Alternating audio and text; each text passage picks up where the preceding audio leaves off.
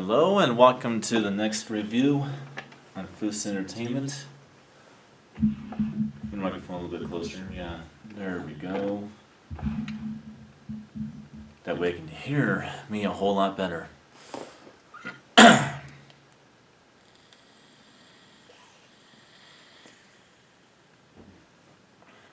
a good flavor.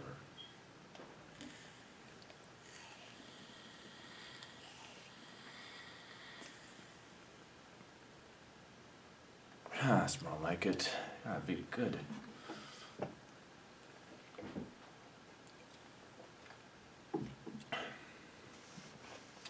How do you say it? We have such sights to show you. Obviously, I'm talking about Hellraiser. Let's open this up. Just going to be talking about the first one this time.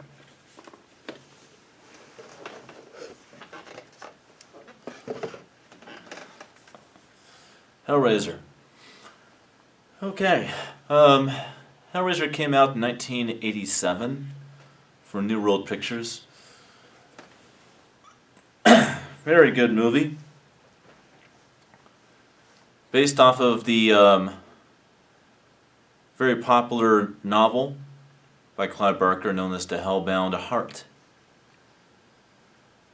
Although people don't really realize this, but The Hellbound Heart is very different from the actual movie known as Hellraiser.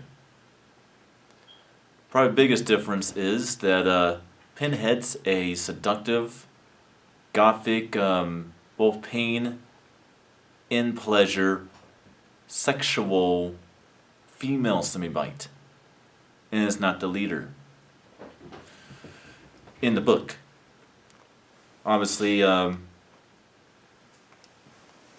don't think of that when you think of him. So I'm glad they turned Pinhead into this. It works better. Well, my thoughts on the movie. I will be the first to admit this is not my favorite Hellraiser movie. I know that it's everybody else's favorite Hellraiser movie. It's not my favorite Hellraiser movie. My favorite Hellraiser movie is still the second one, which is Hellbound. Hellraiser 2, that's always been my favorite one.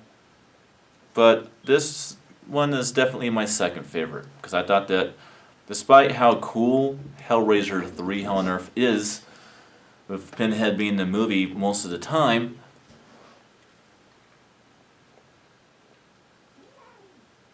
it just falls short of being as good as the first two films. This is pre-CGI effects done with animatronics and prosthetic effects at its best during the late 1980s. It definitely really had a lot of gems to show. And it gave birth to what is quite literally other than Freddy Krueger, my favorite Rat Pack member of the modern icons of fantasy horror. He is quite literally the best, second only to Freddy Krueger himself.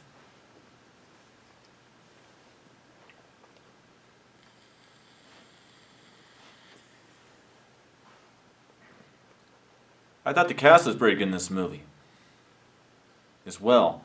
Andy Robinson did a great job in the movie. Doug Bradley. This is his first movie, and he actually really introduced us to one hell of a character with Pinhead. And Ashley Lawrence this was her first movie too. Ashley Lawrence didn't make any movies before this one as well, and Ashley Lawrence did a wonderful job playing Kirsty, playing Kirsty in the movie. And I really enjoyed Hellraiser. I always have. Of course, I always watch Hellraiser 1 and 2 back to back, which means you'll probably will be getting by the earliest only a few hours after this review, my review of Hellraiser 2, or tomorrow when I wake up. Well, let's get into the premise of the story of Hellraiser.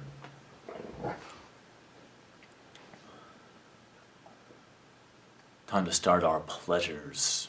What is your pleasure? Well, this is the story and premise of the movie.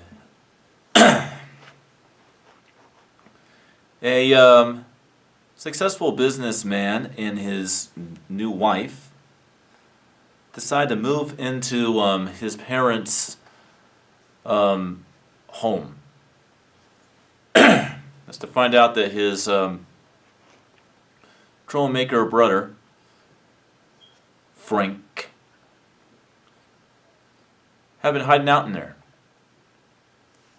It has been interested in the occult. He got drawn to this. Got drawn to the Lambert configuration box that pretty much is a gateway between the pleasures of heaven and hell. Unknown to the businessman, his wife, Julia, had been having an ongoing affair with his brother Frank. Of course, the businessman's name is Larry, if I didn't mention that. And basically,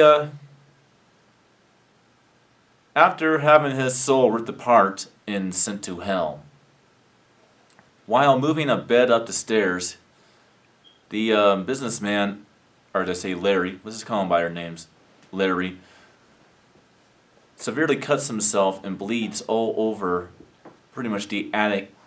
Pretty much the attic of the house, on the top floor, and the blood, for some supernatural means, reanimates Frank from beyond the grave.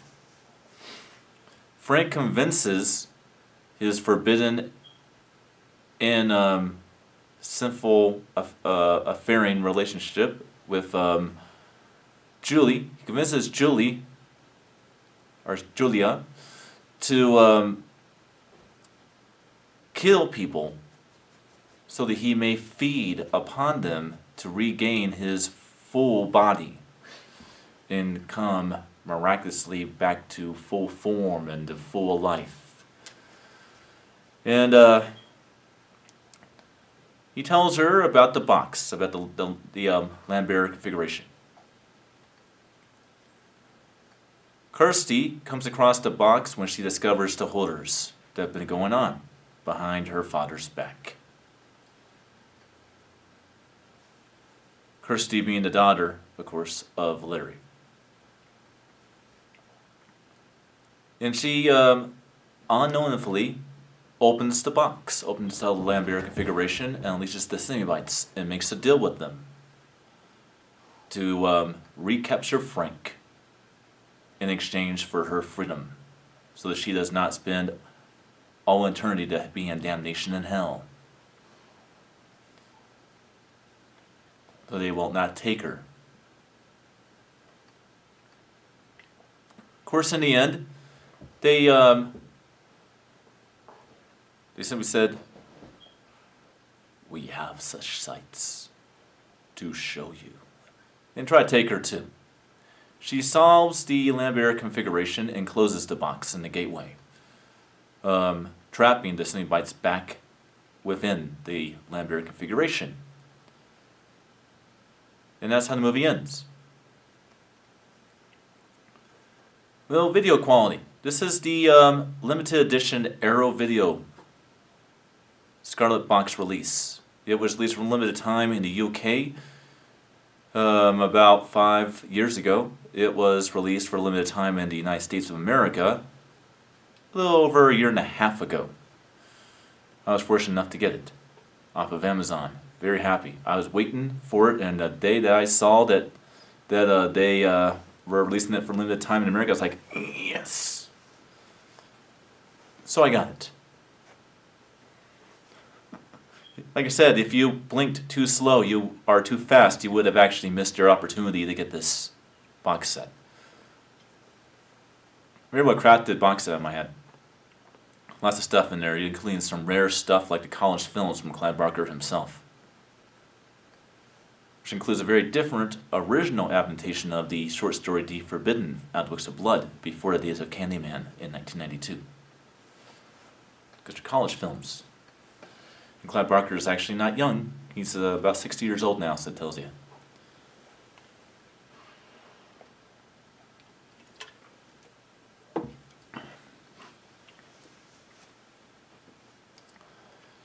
And the video quality is pretty good in this movie. Arrow did a very, very good job with the restoration in brand new HD transfer. Taken from the original negative. It really plays well while still having this nostalgic, very gothic, upsetting, atmospheric look that the movie had during its theatrical release in 1987. This is as best as I've ever seen Hellraiser. They did a good job on this one. The sound. This is where it gets interesting. A lot of reviewers will tell you that the 5.1 DTS HD Master Audio track on this release is not all that great. I just watched this movie not too long ago, like maybe about an hour ago, and no, people, they're wrong. If you have a decent sound system, a real good one like mine, you will actually have a lot of very good things to say about the sound. I will say that yes, the sound could be more dramatic, but for what it is, there's a lot of stuff going on in it. It has a very good theatrical feel to it. The surrounds, mild, they are very satisfying and really plays a character in the experience of the movie. There's a lot of direction when it comes to the stereo mixes of the movie. The mono is where it falls a little short. I would say that the dialogue mono channel could have been turned a couple of decibel levels higher. But if you have a decent sound system, it shouldn't be a problem for you. So yeah, the sound's pretty good. The sub is pretty basic and standard, I would say.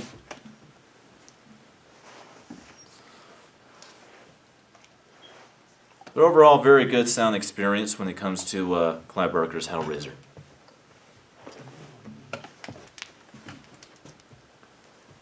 Sorry, the dog's trying to make a cameo again. And the cat's down here, he's trying to chase a cat. But yeah, that's all. Remember all there's to say about Hellraiser. Did you like Hellraiser? Did you not like Hellraiser? Do you like this video? Do you not like this video? Let me know below. As always, subscribe. Check back on me from time to time. Share this video. And I will see you guys next time for my review of Hellbound, Hellraiser 2. See you next time.